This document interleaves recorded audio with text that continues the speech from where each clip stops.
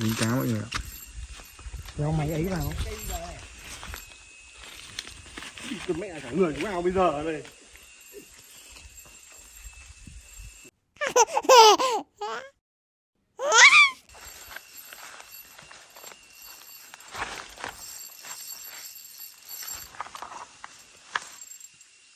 Lại là một con cá nữa, lại thủy quái mọi người ạ.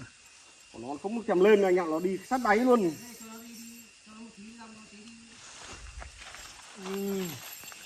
Con này phải 5 cân. Nó to quá không lên được. Này các bạn thấy thủy quái kìa. Rong nó mệt như con lũ đấy. Con thứ hai mọi người ạ. Anh ra câu được 2 con liền. Vặc bê pì. Rất mất dậy. Láo. Ngáo. Mất dậy.